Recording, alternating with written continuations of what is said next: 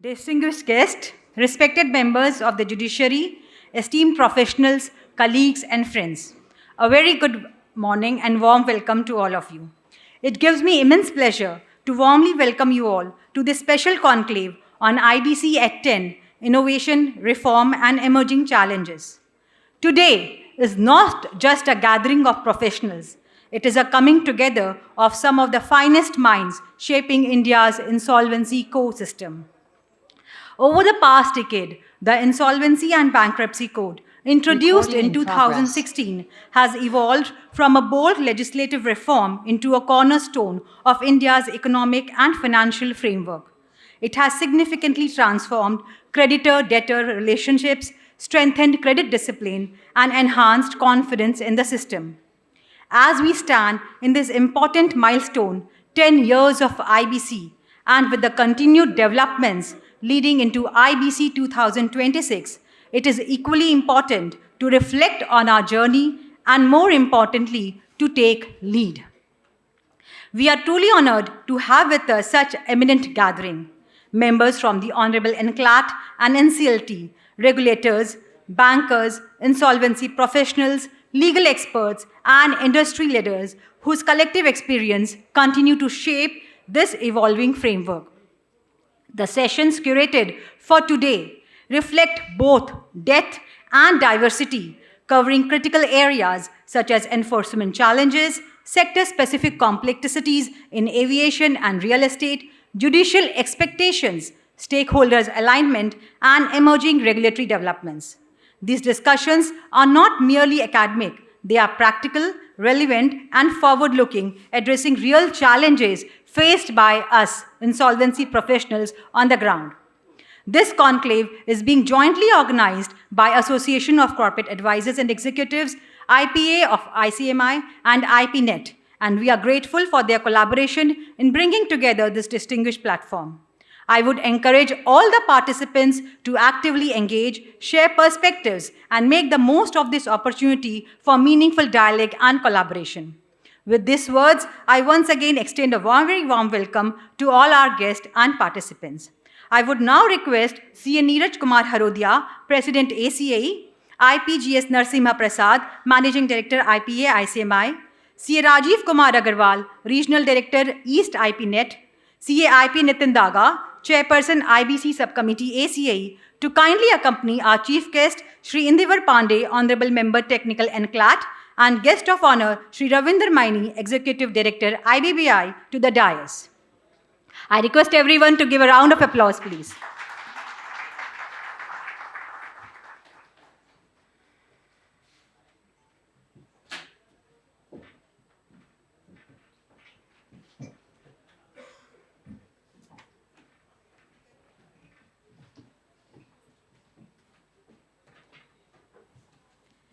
Thank you, sirs.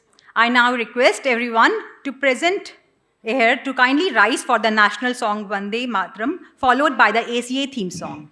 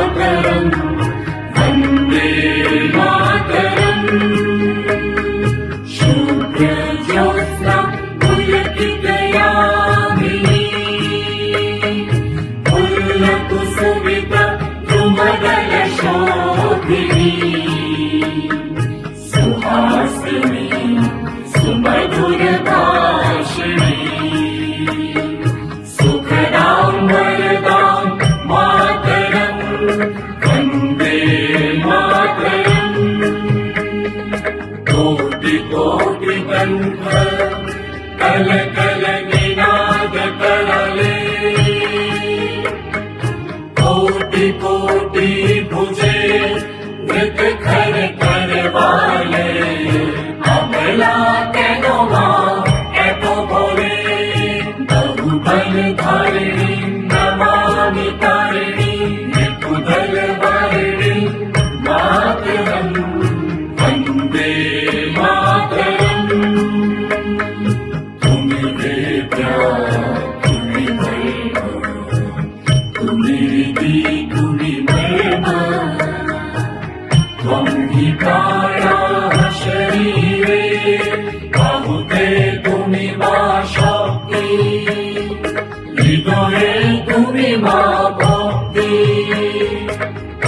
তোমারই প্রতিমা গড়ি মন্দিরে মন্দিরে বন্দে মাতরম त्वं हि दुर्गा दश प्रहरणधारिणी कमला कमलदल विहारिणी वाणी विद्यादायिनी नमामि त्वां नमामि कमलां कमलाम् अतुलां सुजलां सुफलां मातरम् वन्दे मातरम् श्यामलां सरलां सुस्मितां भूषितां धरणीं धरणीं मातरम् वन्दे मातरम् वन्दे मातरम्।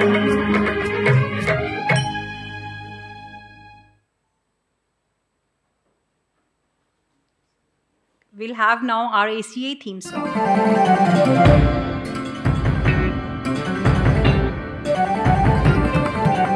काम तू जो कर्म कर विश्वास हो जो धर्म पर हर नियति में हो गति जग जीत ले तू हो हौसला चट्टान सा हो श्वास में तूफान सा मझधार को अब पार कर जग जीत ले तू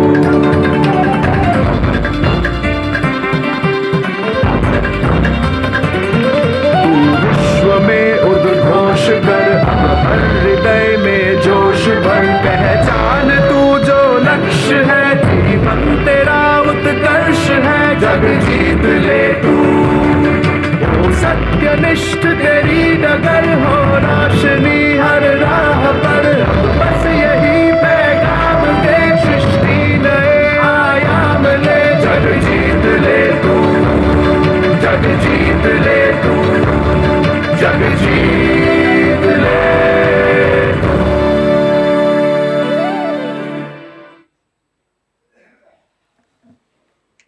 May I now request our chief guest and guest of honor to kindly inaugurate the conclave by lighting the ceremonial lamp. I would also request all dignitaries on the dais and other speakers and panelists present in the hall to kindly join for the lamp lighting. I'll also request past President ACA and immediate past EIC Chairman CAIP Vishnu Tulsianji and Mamta Binani ji to please join us for the inaugural lamp lighting.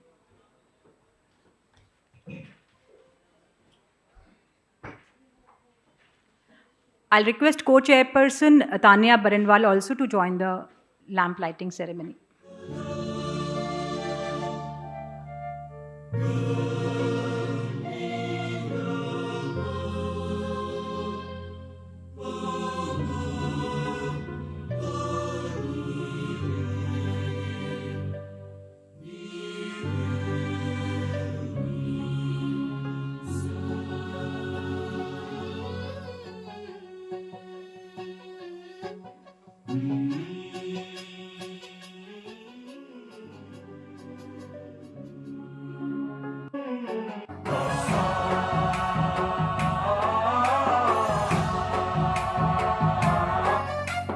गणनायकाय गणदैवताय गणाध्यक्षाय धीमहि गुणशरीराय गुणमण्डिताय गुणेशानाय धीमहि गुणातीताय गुणाधीशाय गुणप्रविष्टाय धीमहि एकदन्ताय वक्रतुण्डाय गौरीतनयाय धीमहि गजेशाय। Thank you, respected dignitaries. The lighting of the lamp symbolizes the dispelling of darkness and beginning of knowledge and wisdom. With this, we formally mark the commencement of today's enclave. It's my privilege to introduce our chief guest, Shri Indevar Pandey, Honorable Member, Technical NCLAT. An accomplished IS officer with vast administrative and policy experience, Mr. Pandey has held several key positions in both the Government of India and the Government of West Bengal. His contributions span governance, institutional reforms, and public service delivery. With his rich experience and deep understanding of regulatory and judicial frameworks, his insights continue to significantly shape the evolving insolvency landscape in India. We are truly honored to have him with us today. We would now like to facilitate our esteemed chief guest as a token of our respect and gratitude. May I request CA Advocate R.R. Modi, Mentor IBC Committee ACI, to kindly present the Uttrio, CA Neeraj Kumar Harodia, President ACI, to present the memento, Advocate Sandeep Bajaj to present the token of love, and Joint Secretary Vivek Nevatia ji to present the ACI coffee table book to our honorable chief guest. My request all of you to kindly come forward for the felicitation.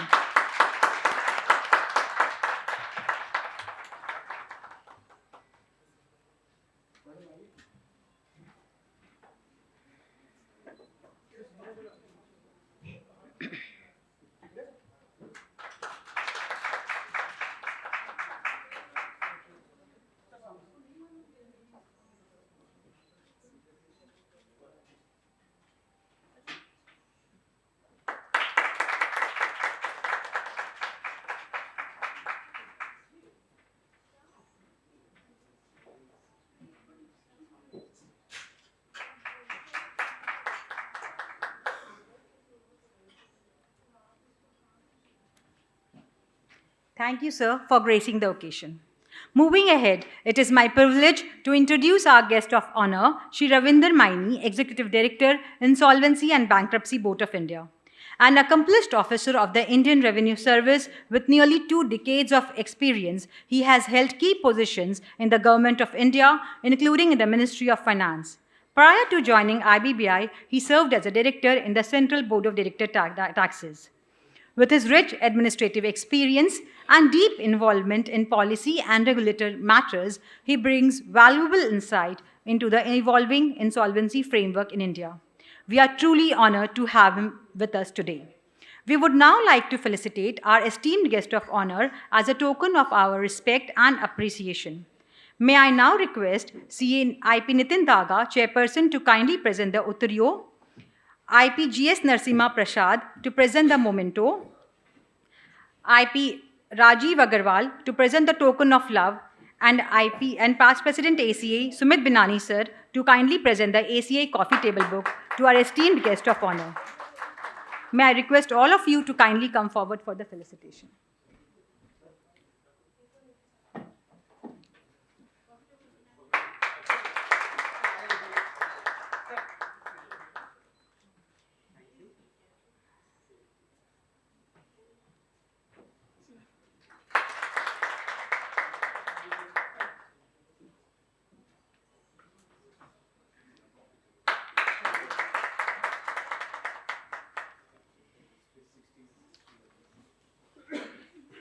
Thank you, sir, for being with us today and for your contribution to the insolvency ecosystem. I now request CA Neeraj Kumar Harodia, President ACA, to deliver the welcome address and set the tone for today's deliberations.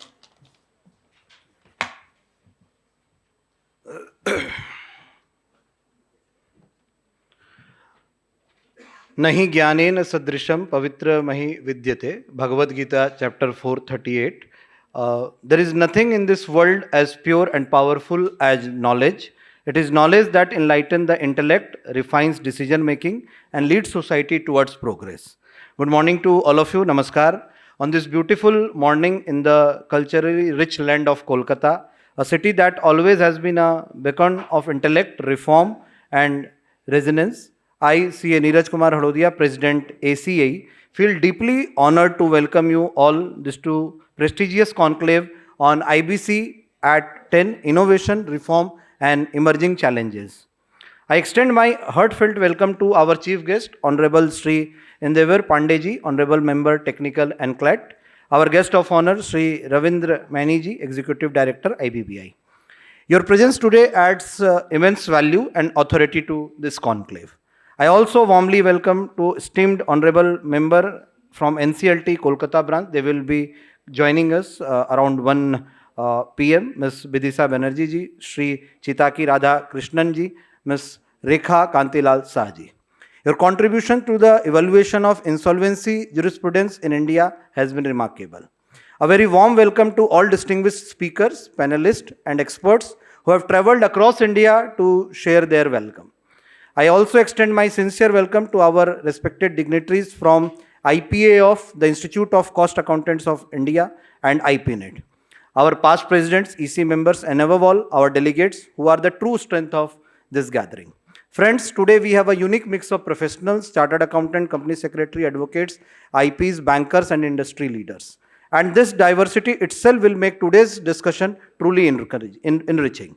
Friends, they say when two minds meet, ideas are born. But when two committed minds come together, excellence is created.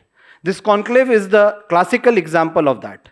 When I entrusted CA IP Nitin Daga, chairperson of IBC Committee of ACAE, with this responsibility of organizing the best program on IBC, he did not just accept the responsibility, he embraced the vision.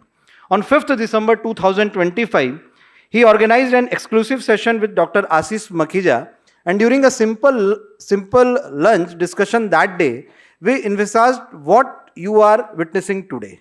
Friends, this is the result of 5 months of effort. For the last 5 months, the entire IBC committee worked day and night, carefully curated topics, identified the best speakers, coordinated with Honorable Member of NCLT and NCLAT, managed logistic, travel venue and a beautiful souvenir, and of course, ensured strong sponsorship support also.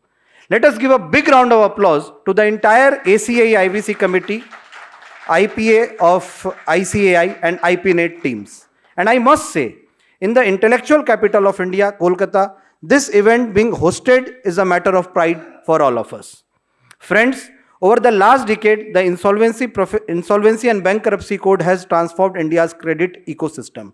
It has strengthened creditor confidence, brought discipline in corporate behavior, improved recovery mechanisms, and enhanced India's global ranking in ease of doing business. But at the same time, it continues to evolve with the new challenges, judicial interpretations, and sector-specific complexities. Today's session are extremely relevant, and I am confident that every delegate will leave this hall with not just knowledge, but actionable insights.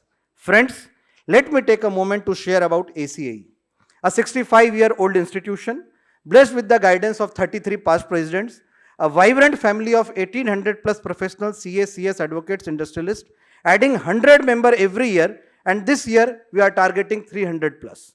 We believe in a holistic approach, technical excellence, motivational learning, lifestyle and leadership sessions, fellowship and networking, even excursion to build lifelong relationship. We have covered diverse topics in past like IPO, structuring, succession planning, budget, GST, income tax, NPO, AI and technology. Friends, we have 21 board members meeting quarterly, 35 plus subcommittees, 2 fully equipped modern office, and a unique scholarship initiative for needy professional students. We have been privileged to host eminent dignitaries, including the Chief Economic Advisor of India recently. Friends, we strongly believe regular interaction with regulator leads to better compliance, better understanding, and better nation building as well. Recently, we organized a historic session with NAFRA, a knowledge session with RBI, CGM, DOS on NBFC, and today we are proud to collaborate with IBBI, ICAI, IPA of ICI and IPNet.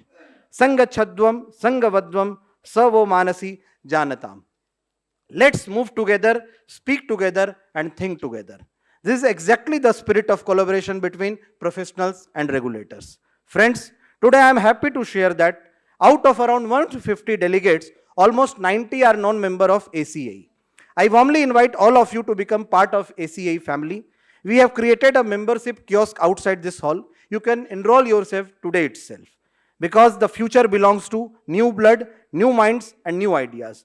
A note, friends, the success of a program is not when the hall is full, but when you receive calls after registration are closed, you receive sponsorship requests after slots are full, you receive speaker requests when no slots are left.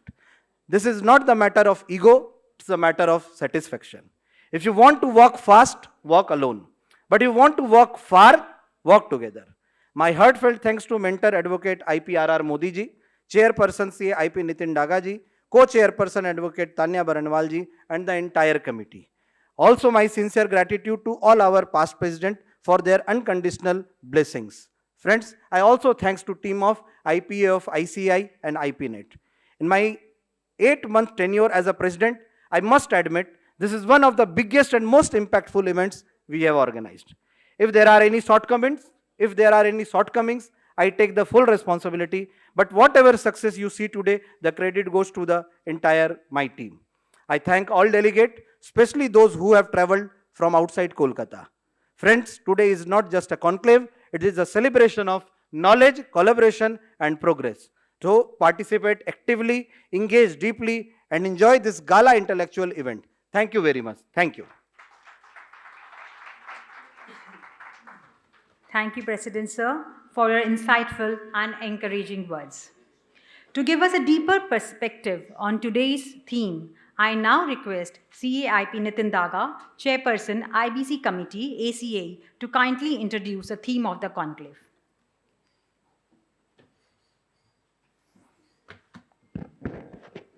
Thank you, Rashmi. So very good morning, everyone. Can I have a better and more exciting and a loud greeting of the day? Very good morning once again, everyone. That's better. Thank you so much. So it does make me nervous here, standing in front of all the seniors, such senior dignitaries, our chief guest and guest of honor. But yes, it gives me strength as well because it is the IBC. The IBC has brought a lot of transformation among all the professionals like us and opened a lot of avenues for the industry as a whole.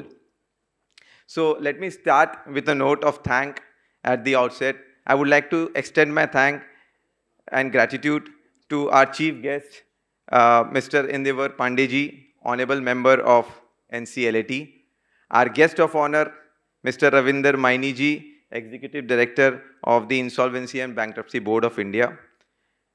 I also extend my heartfelt thank to all the eminent dignitaries, speakers, panelists, moderators, delegates, the organizing committee, the whole team of ACAE for relentlessly working overnight and helping us out to arrange whatever we could have in a very short period of time.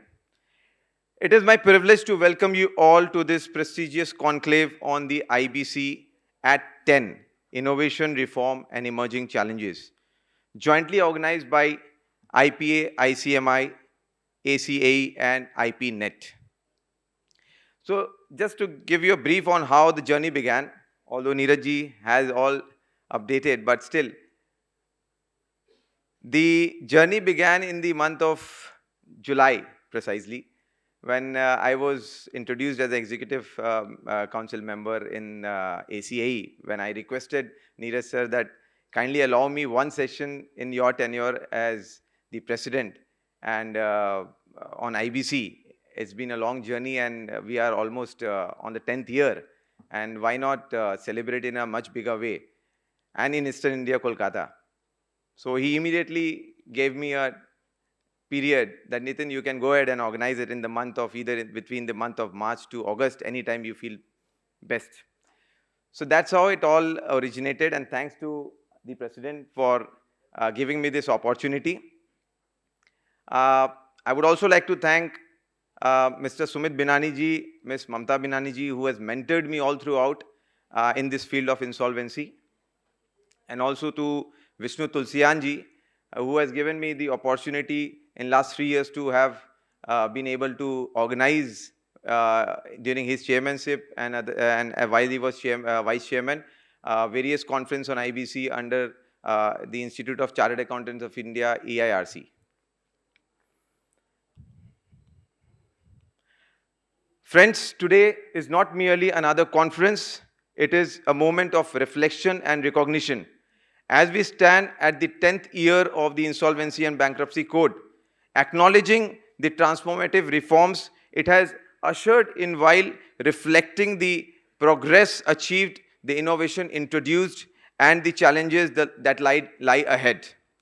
Over the past decade, the Insolvency and Bankruptcy Code has emerged as a transformative reform in India's economy landscape, transitioning from a fragmented and proactive recovery mechanism to a structured, time-bound and creditor-driven framework. The IBC has significantly strengthened the insolvency regime. It has contributed to the resolution of stressed assets, revival of distressed businesses, improved credit discipline, and enhanced investor confidence, thereby reinforcing the ease of doing business. Today, the IBC stands as a cornerstone of India's financial and industrial ecosystem, balancing growth with stability. At the same time, there exists a perception in present context in certain quarters that the relevance of IBC is somewhere being affected. But let me clearly state this. This is merely a myth. IBC is here to stay. It is a part of our system, Indian jurisprudence, and this code will give us many opportunities going forward. IBBI and our judiciaries are working hard to help us develop the code. Regular amendments are being done. Lot of opportunities are still getting perfected for us. So, like any dynamic law, it is evolving and adapting and maturing with time. Its effectiveness is closely linked to the economic cycle. I would also like to express my sincere gratitude to our sponsors and partners for their unwavering support in making this event and a conclave possible. I extend my thanks to our co-organizers and a special note of appreciation to the ACA leadership, including our President Neeraj Harodia ji, our mentor R.R. Modi ji, and our co-chairperson Tanya Bandwal ji, whose guidance have been instrumental in organizing this event. On a personal note, I would also like to thank definitely my family, God being grace in helping me out, showing me the path to and giving me the confidence to organize this. As we deliberate today on innovation, reforms and emerging challenges, I encourage all of you to actively participate, share insights and contribute to shaping the future of the insolvency framework in India. With these words, I once again welcome you all and wish you a great success going ahead. Thank you.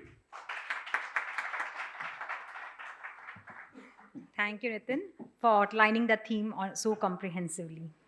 It truly sets the context for the discussions ahead.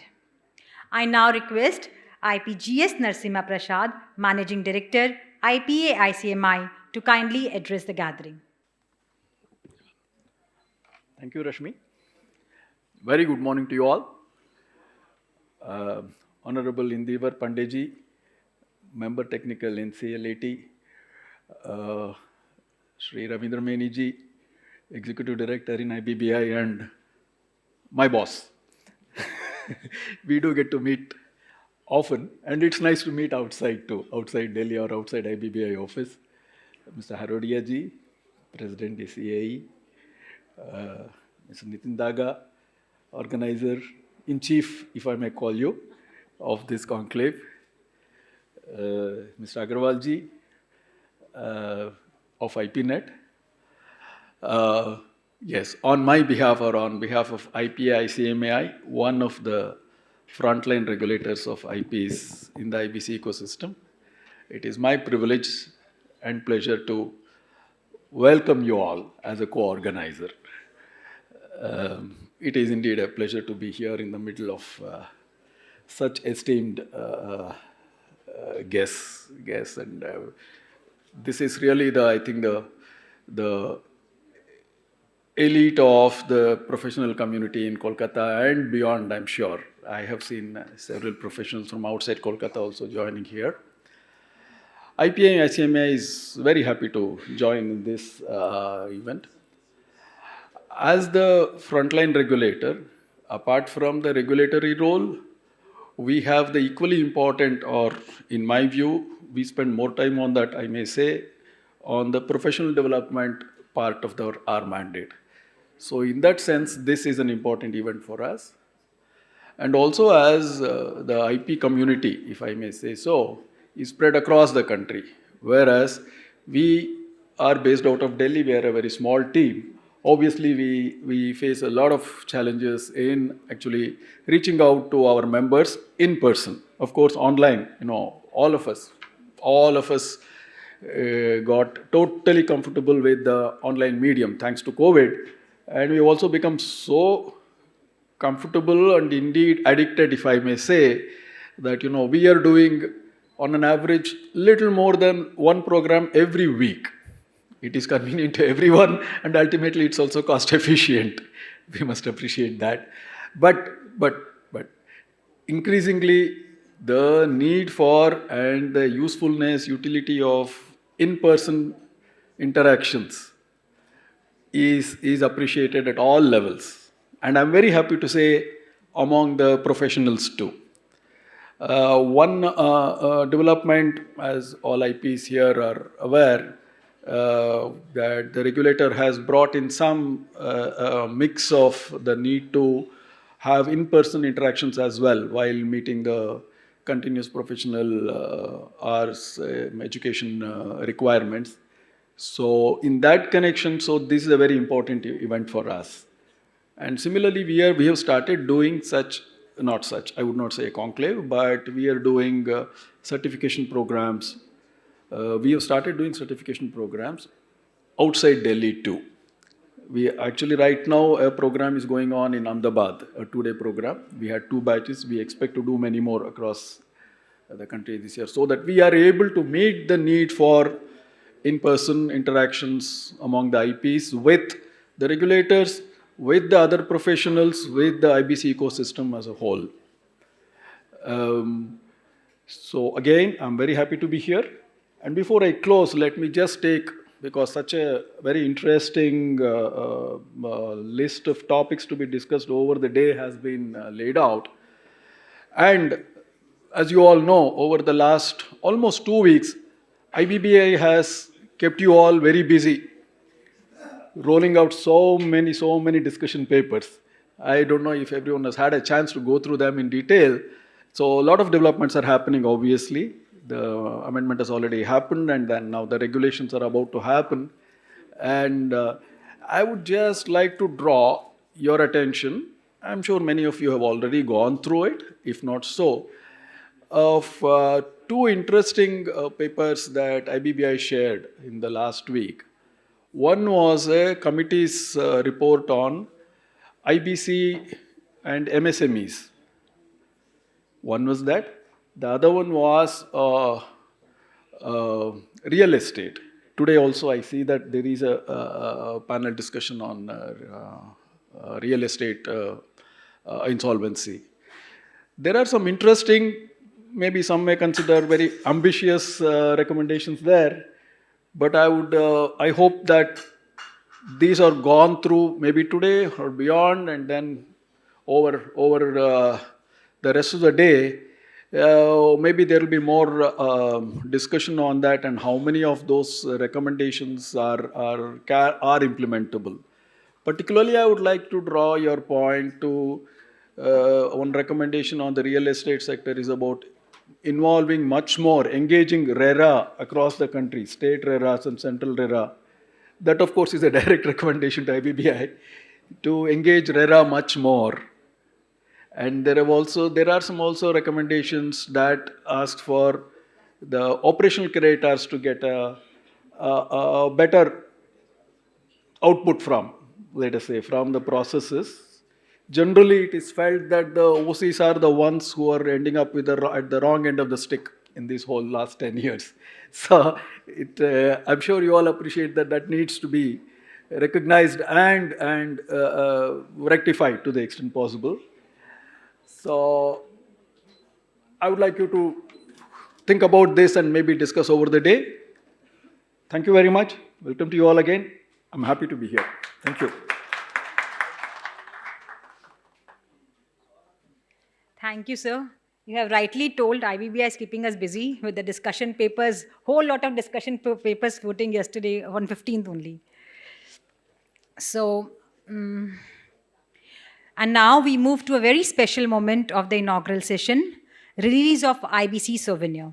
I'll request our chief guest, Shri Indevar Pandey, Honorable Member Technical, NCLAT, and guest of honor, Shri Ravinder Maini, Executive Director, IBBI, to honor us by releasing the IBC Conclave Souvenir. I'll request the IBC Conclave Souvenir Committee members, Advocate Tanya Barinwal, CMA IP Sandeep Singh, and C. Anshika Khaitan, to please join us on the stage for the unveiling of souvenir.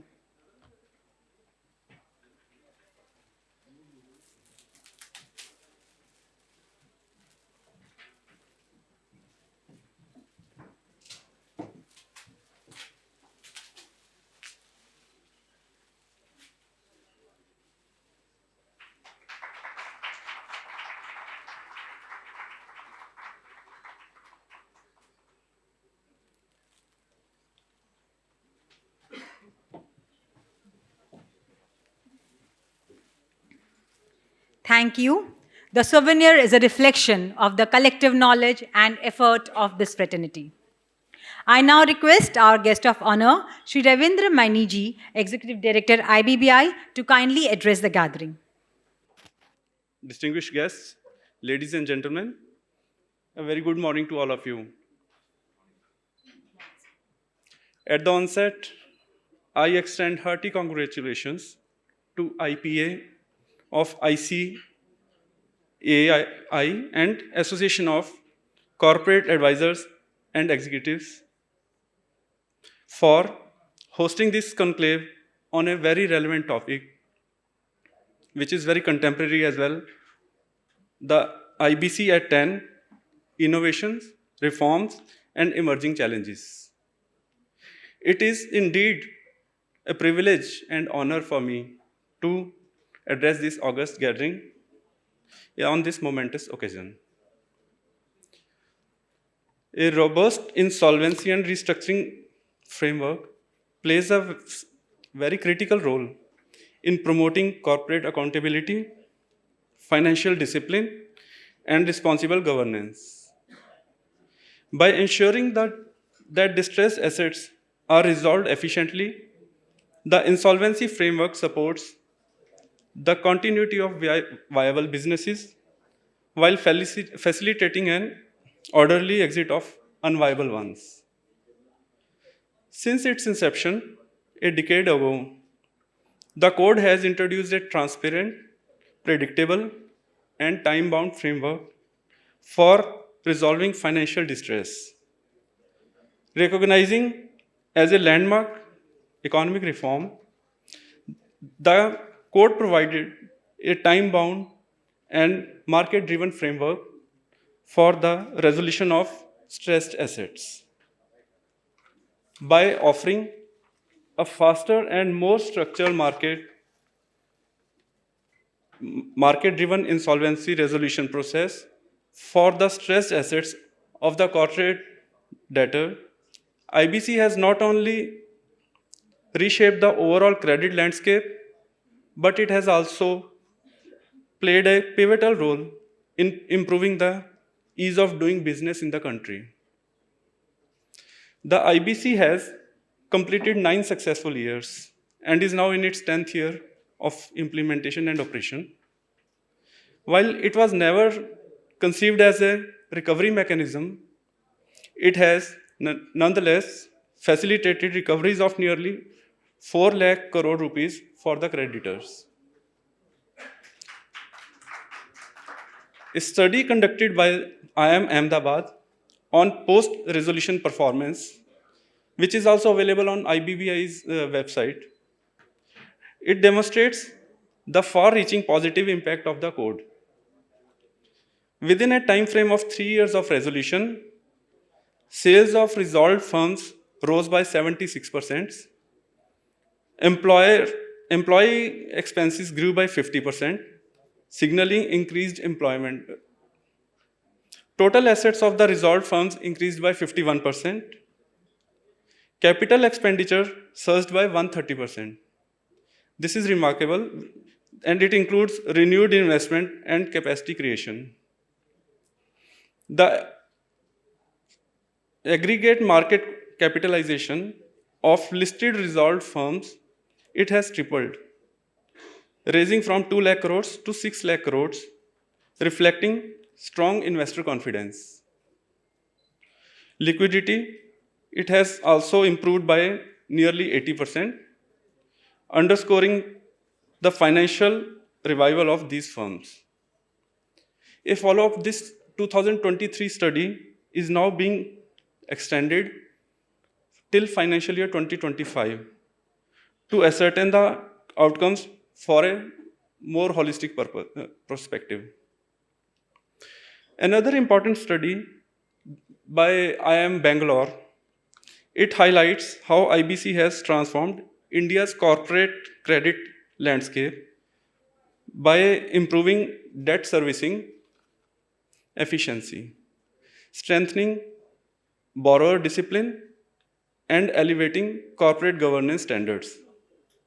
This study includes a sharp decline in overdue loan accounts, with the average overdue period reducing from 248 to 344 days to just 30 to 47 days between 2018 and 2024. There has been a lot of decline from 344 days to around 47 days in these years.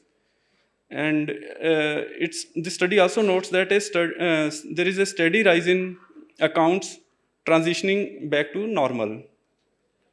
Borrowing costs for distressed firms fell by 3% post-IBC, and governance improved with a 2.84% increase in independent directors on the board.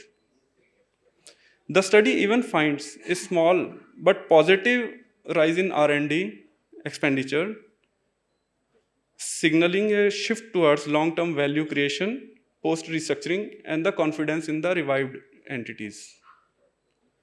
The IBBI, as a regulator for the insolvency ecosystem in India, has been consistently contributing to strengthen the responsible business conduct through an effective implementation of the Insolvency and Bankruptcy Code since its inception. While the code has achieved remarkable success, no statute can anticipate every complexity of human enterprise, financial structures, and economic realities. Its true strength lies in its ability to evolve through regulatory refinement, judicial interpretation, and stakeholder feedback.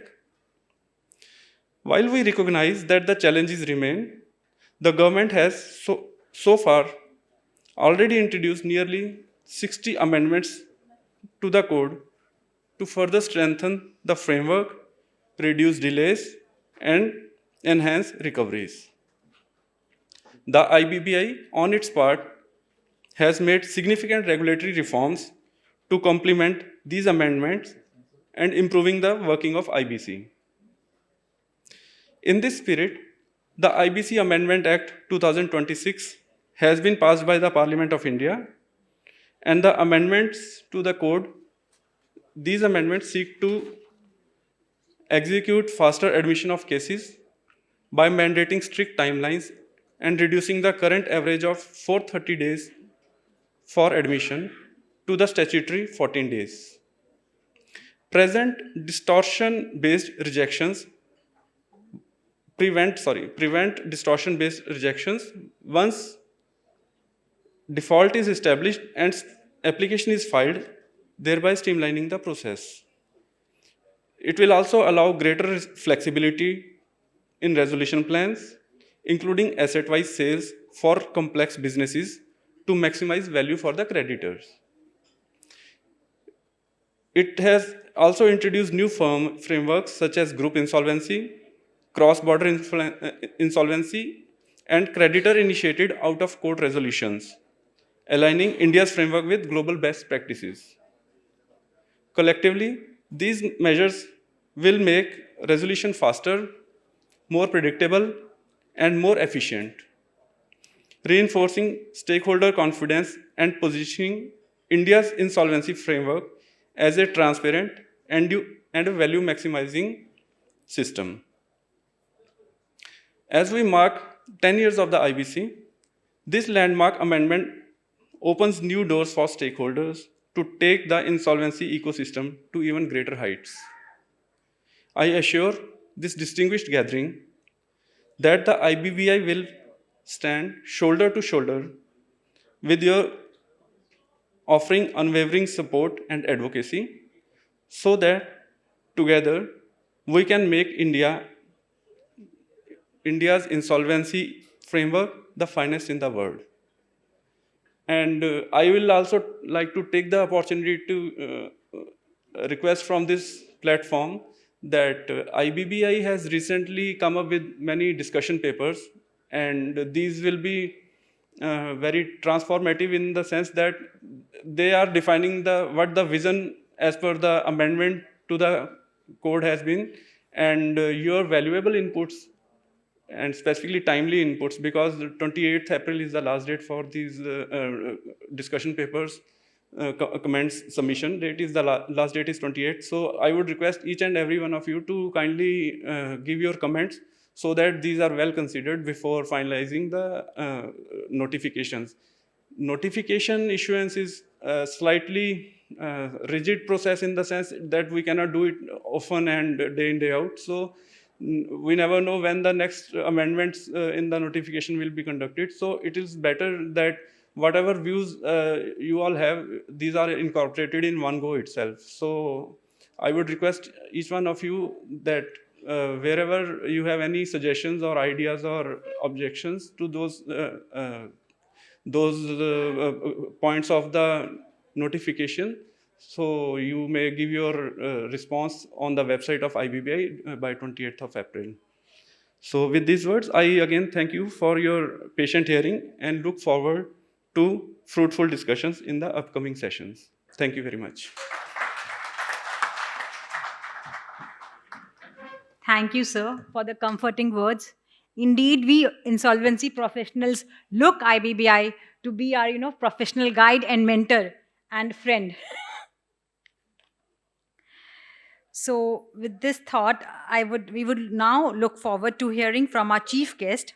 I request Shri Indevar Pandey, Honorable Member Technical NCLAT, to kindly deliver the keynote address. Sir.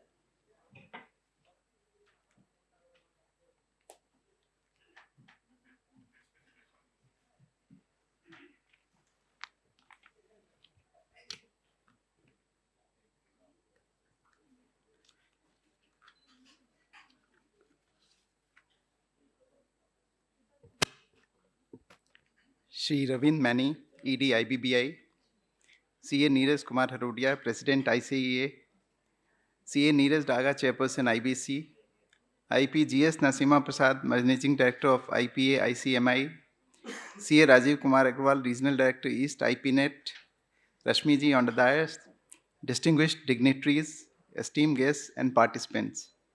Namaskar and good morning. It's a pleasure for me to be back in the city and state which has been my Karma Bhumi for 22 long years.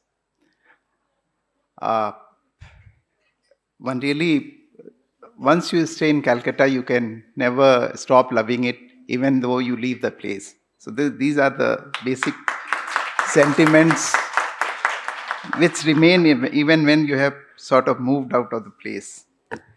It's indeed a privilege to be present at IBC at 10, Innovation, Reform and Emerging Challenges. I extend my compliments to the organizers, the Insolvency Professional Agency of the Institute of Cost Accountants of India and the Association of Corporate Advisors and Executives for convening this significant conclave as we complete 10 years of Insolvency and Bankruptcy Code.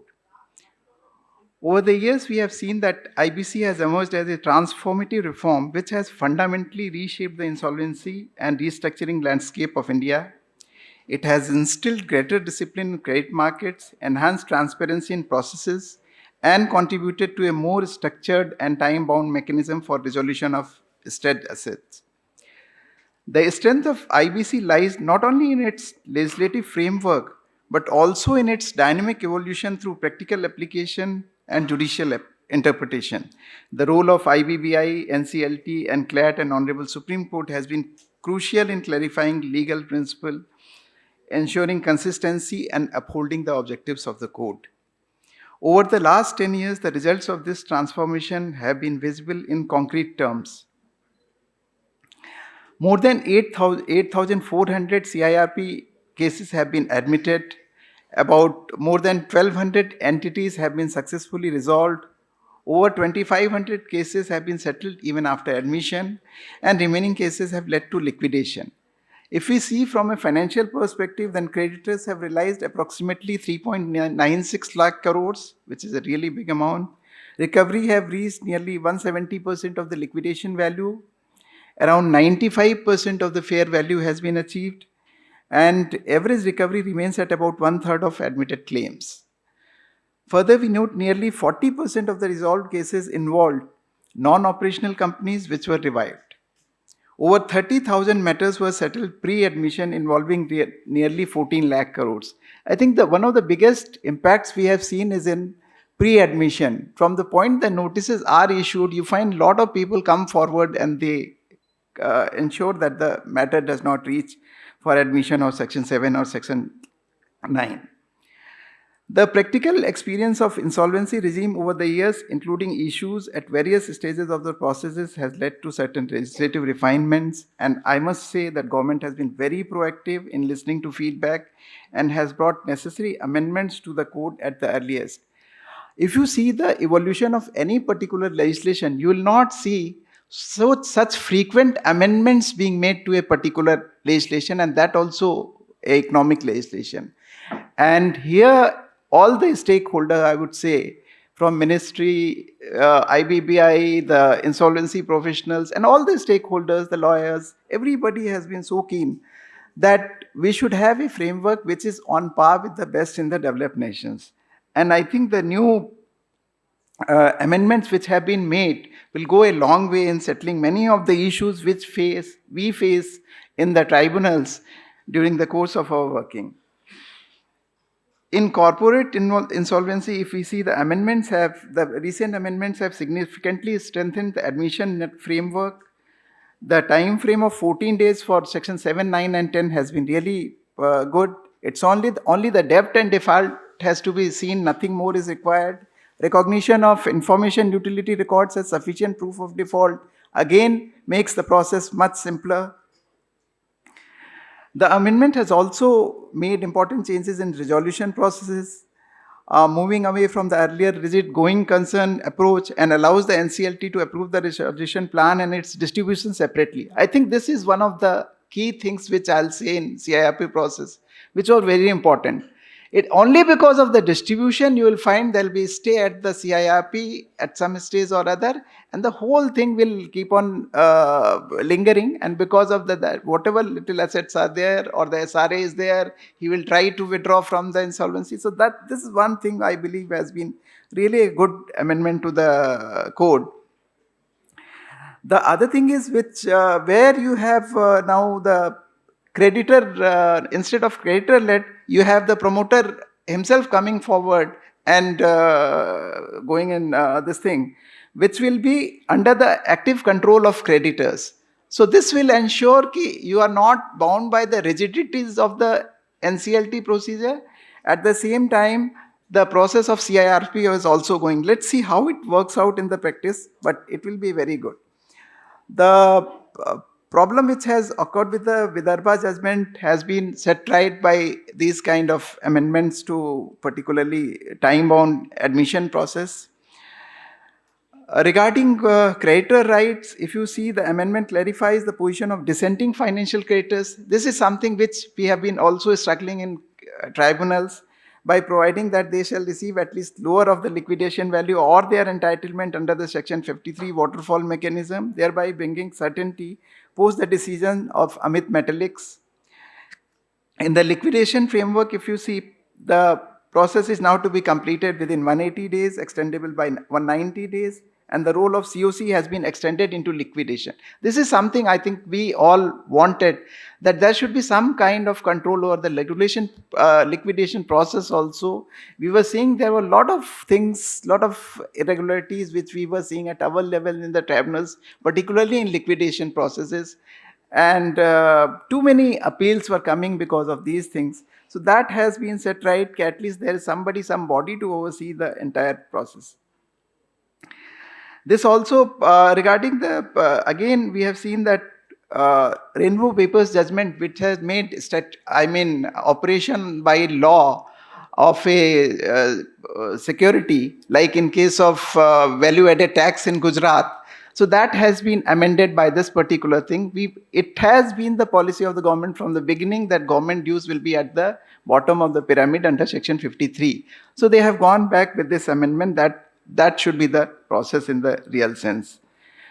Avoidance transactions and wrongful trading, again, look back period is now linked to the date of filing of application rather than from the date of admission. This is also important because many of the cases we find that actually the whole thing happens from the day the person files the CIRP petition under Section 7 and 9 and till the time it's admitted, because such a long gap is there. So in between you find a lot of assets being transferred in such a manner. So this is also a very good change which has been brought in by this amendment. From the procedural standpoint, strict timelines have been prescribed for various orders of NCLT, including withdrawal, liquidation, and resolution, typically within 30 days of filing the application, and for disposal of appeals by the NCLAT within 3 months. We know it's quite a tough ask, but let's see how things evolve in the future. The amendment also introduces penalties ranging from rupees 1 lakh to 2 crores for frivolous or vexatious proceedings, thereby discouraging abuse of the process. Again, the major structural reform, as I spoke earlier about creditor-led CIRP with the introduction of new chapter 4A. So far as personal insolvency is concerned, the amendment simplifies the framework by removing the concept of interim moratorium for personal guarantors. It clarifies that where no repayment plan is received, both the debtor and creditor may initiate bankruptcy proceedings. Further provisions similar to Section 49 have been introduced to make transaction defrauding creditors avoidable, thereby aligning personal insolvency with corporate insolvency principles. The treatment of government dues has also been harmonized with the corporate insolvency regime. Finally, penalties for frivolous and vexatious proceedings have been extended to personal insolvency as well, ensuring discipline in the process. Institutionally, the powers of Insolvency and Bankruptcy Code have also been expanded. So overall, the 2026 amendment reflects a calibrated effort to strengthen timelines, enhance creditor confidence, improve accountability, and introduce modern tools for more effective insolvency resolution. At this stage, I'll like to particularly address the professionals here, insolvency professionals, chartered accountants, company secretaries, counsels, and other stakeholders. We believe that role of RP in any resolution insolvency framework is very critical and unique. RP is literally the chairman of board of directors of a company once he takes over the company. And it's not only the chairman, he is in fact the executive chairman, if you see. The board is not there. RP is the chairman of the COC. COC acts as a board of director. So in such a situation, if you see, a good RP can make or mar any resolution process. And this we have been seeing over the period of time. Entire thing depends on how you people perform your work. The people who do good work, they make our life simpler. People who do bad work, they make our life very difficult. I mean, I'll give 1 or 2 examples in this regard also. But take it from our considered view that your role is most critical in any insolvency.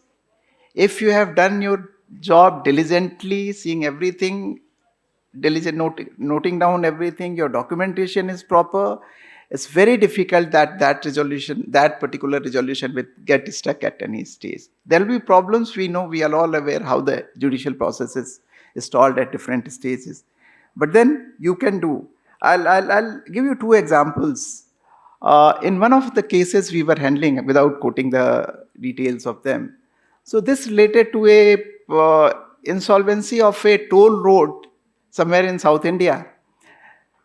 And the toll road was being made by a company, then part of them they could not complete and they were taken to insolvency.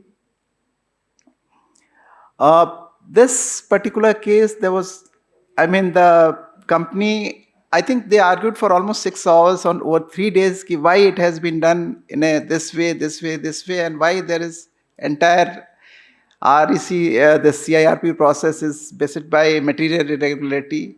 SRA was also there, but the RP, the affidavit he has filed and his lawyer, point by point, each and every argument of the land counsel from the side of the creditor, the CD was demolished, and he took just 10 minutes. So one side argues for, but then the papers were so beautifully laid out that we did not have to ask any questions. He said, sir, this is my response, this is my response. And I mean, it becomes so easy. SRA has nothing further to add, because the way RP and his counsel explained the whole thing in this, we feel, oh, if we had more of such people, how easy it will be for NCLT and NCLAT to work. I'll also talk about a case, and let me tell you, these cases are mainly related to real estate and particularly home buyers. So it's a case of Western India where one person has, as usual, booked a flat in a complex. There was an agreement to sale which was registered. Flat number was also given. A very old man who wanted post-retirement to move that. Then there was COVID period was there. There was delay in the insolvency, and he did not come to know that there is insolvency for this project. This fellow has paid his full amount, whatever was to be paid. I think it was around 42 lakhs. So then he filed his claim after COC has passed the resolution plan, but adjudicating authority has not approved it. So RP straight away rejected the plan, saying claim saying that you have only paid 4 lakh rupees. So even though this fellow has given the proof that he has paid not even 42 lakhs, in fact, interestingly, he had paid 20 lakhs more, because he had taken a loan from the bank and thought he'll take back the money from the builder, whatever he has paid. So he had paid 62 lakhs. Nobody agreed, even NCLT, struck down his claim. Then, so as usual, the RP said he has just paid 4 lakhs. Then this fellow comes with his laser and everything, says this day SDFC Bank, we have paid this amount this way. Then we said, okay, you tell in the affidavit. RP consistently refuses to acknowledge that he has paid. I said, then you get the balance sheet, we'll examine the balance sheet. So then on affidavit, he has to say, no, he has paid 42 lakhs. Then we said, why did you not put in that case, his name should have been in the information memorandum? Then he says, no, sir, we initially saw that he has only paid 4 lakhs, and there was another person who has paid full amount for the same flat. His claim is admitted that his agreement was of the post date compared to the person who was in front of us in the appeal. And then the next argument of RP is he is an investor, he is not a home buyer in the true sense. So I said, okay, then we said from the bench, okay, then you get us the details of the other person who is there. So what do we find? That's very interesting. The flat, there were 2 flats. This fellow has 1 flat, and the person who said his claim has been admitted. He was a NRI from Los Angeles. The family was staying in Los Angeles. Probably they were green card holders. And they had bought both the flats, same status, agreement to sale, but post the appellant. And still they were saying, so then we had to tell the SRA, now you tell from your side who is the investor and who is the home buyer. So finally, with great reticence, the RP changed 2 advocates in the intervening period. But now the things have come to a case where we'll have to ensure that the person who is really the home buyer should get his due. So my request to all of you who are handling particularly the real estate cases, make sure that the home buyer is not harassed or he's unnecessary, you don't create problems for him. Because it is, I can assure you, for all the courts, right from the NCLT and CLAT and up to Supreme Court, we are very biased in favor of the home buyer. Honestly speaking, I can tell from my experience also that I'm also stuck in a kind of situation in Noida where the company was almost in insolvency, that kind of thing. And something which we were supposed to get in 3 years, we got in 8 years. And at that time, I was Secretary to Government of India. So with great difficulty, I could at least get the position. So once you get the position, you are assured. Still, the registry has not been done. So it's a very difficult for an individual. You can understand at my level, if I have so much of difficulty, a normal middle class home buyer, how does he go through the insolvency process and through all this maze of regulations? So it's a request from our side that please take care of the cases where the home buyers are there. Now that amendment has been made in the regulations also, and in the regulation 6A, it is said if the name is there in information memorandum, you have to accept his claim. There is no option. But there are cases which are prior to that. But even after that, we see that such cases keep coming. So these are the two extreme cases I can mention where we have seen that how people work. But again, as I said to you earlier, that your role is very, very critical. If you are working as a forensic auditor, transaction auditor, then also it's very important when we are having a look at the preferential transactions, avoidance transactions. Then also we find a lot of people raise a lot of questions even then on the competence of the auditor. In one case, they said the COC has not approved the appointment of auditor. So how he could undertake the how he can undertake the audit for identifying the preferential transaction. The kind of, issues which they raise are unbelievable. Now that we have discussed a lot of practical this thing also, I'll also mention that there's a lot of concern in the minds of young professionals that gradually the IBC, the scope of work under IBC would reduce, and we need to, what do we do in such a situation? Be very clear, in a growing economy like India, which is growing at 6-7% per annum, the number of companies will keep going up. And with a very fast technological obsolescence in particular, you will find that companies will go through insolvency. It's not that something which can be simply said. Even the best technology companies can, your technology may get obsolete and within a short while you will be out of the system. We have seen so many companies who have gone in this way. And the kind of change our generation is saying from, entire this thing, if you see telecom only, we started with 10 years, 11 years waiting for a landline. And then landline, then we had all those telephone kiosks all over the place. So where we have moved on. Technology has totally changed the way we are acting today.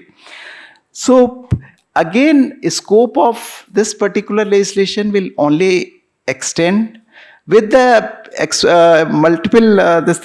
with the further improvement in economy and high rate of growth in India. You'll find there will be much need of more people in this particular sector than what we are. I think the quality and quantity again both have to be improved further so that we can take this to we can have a system which works as well as the developed nations. And one more thing which will probably happen, what is happening now, that if you promote a company and it goes into bankruptcy, it is felt as if he has done some pap or something, you always think of mischief. But an entrepreneur will fail. There are industries where you will try 10 times and probably succeed in 2. Typically, if you see restaurants, the data of restaurants, out of 100 restaurants which open, only 10 succeed, 90 of them will fail. But does that mean that people should not open restaurant? So same thing will happen with the enterprise also. You will have more enterprise in new sunrise sectors coming. The older one is gradually vanished. Like jute has gone from this area, if you see that way. But then there are a lot of software and there are changes. There are new companies will come, new areas which will come, forging will come. There are a lot of things which will happen.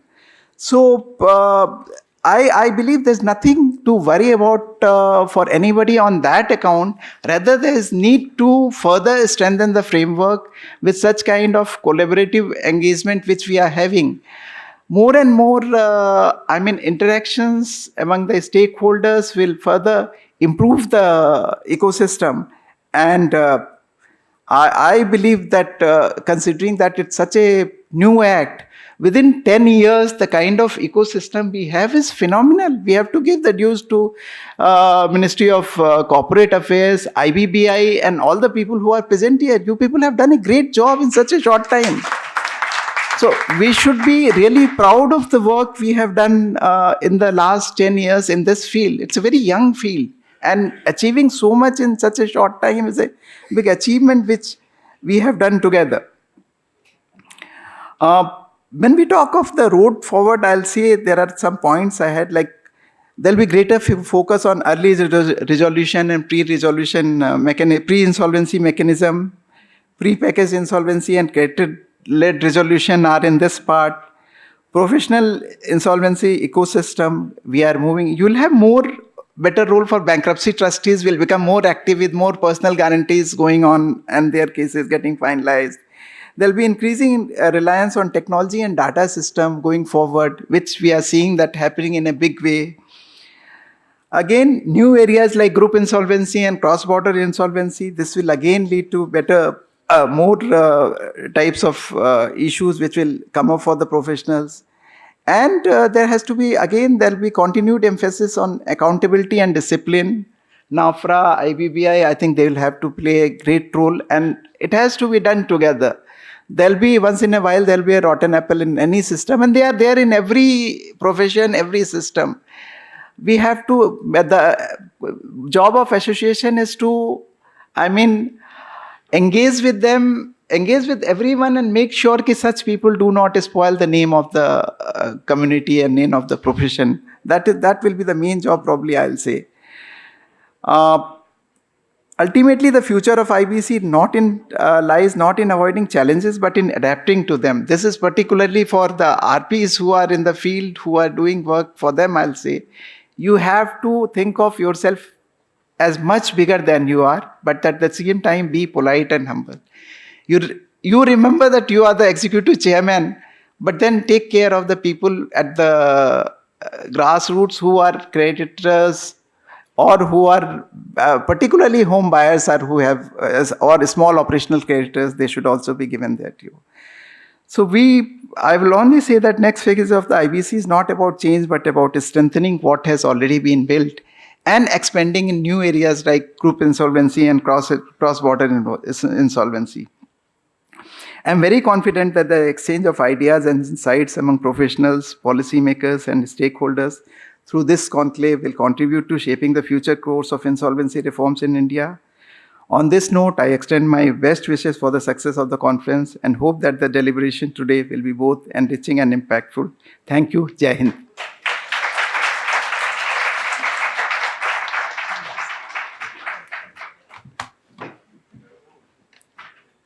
Thank you, sir. Your thoughtful approach towards investors, stakeholders, and home buyers, along with your valuable guidance to insolvency professionals, is truly appreciated. I'm sure with your continued support of the regulators and IBBI, the evolving IBC framework, and the regulatory support, we will collectively strengthen the ecosystem. May I request everyone to join me in giving him a big round of applause, please. No conclave can be truly successful without the generous support of our sponsors. On behalf of ACA, I would like to extend our sincere gratitude to all our sponsors for their valuable support and encouragement in making this event possible. We would like to specially acknowledge our platinum sponsor, Rashmi Group, gold sponsor, DSK Legal, silver sponsor, Citadel Law Chambers, knowledge partner, India Law LLP, event partner, Transaction Square, and theme partner, Jamco Limited. We truly appreciate your continued support. I also recognize the presence of past President ESI, Mamta Binani, and I also recognize the presence of Mr. Sanjeev Patwari, promoter Rashmi Group, our platinum sponsor. A big round of applause for them.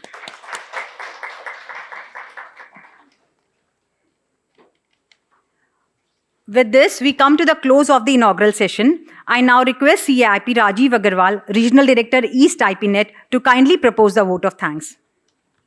Good morning, all of you. Distinguished chief guest, guest of honor, esteemed dignitaries of and off the dais, respected speakers, delegates, and dear participants. It is my privilege to propose a vote of thanks. At the outset, I extend our deepest gratitude to our chief guest, Shri Indevar Pandey, Honorable Member Technical Enclave, for his gracious presence and for delivering a true insightful keynote address for this conclave. I also express our sincere thanks to our guest of honor, Shri Ravinder Maini, Executive Director IBBI, for his valuable address and for sharing his rich experience and perspective with all of us. We are deeply grateful to CA Neeraj Kumar Harodia, President ACAE, for his warm welcome and leadership, and CA Nitin Daga, Chairperson IBC Committee ACAE, for presenting the theme and providing direction to today's deliberations. I extend my senior appreciation to J.S. Narasimha Prasad, Managing Director, IP ICMI, for his encouraging words and continued support to the insolvency profession. I would also like to acknowledge the excellent conduct of the program and appreciate the effort of the Souvenir Committee for bringing out the IBC Conclave Seminar. A special word of appreciation goes to entire organization team, volunteers and support staff whose timeless efforts behind the scene ensured the seamless execution of this conclave. To all our participants, I extend sincere thanks for your active engagement. Your presence and participation are what truly makes such forum impactful. With gratitude to each of you, I now conclude this program. Thank you. Thank you, Rajiv ji. I also recognize the presence of our past chairpersons, Chairman EIRC, CA Vishnu Tulsian ji, CA Sumit Binani ji, and CA Nitish Moore. Please give a round of applause to them. Thank you, sir. Before we move ahead, I would request all the dignitaries, past president, executive committee members, to kindly join us on the stage for a group photograph.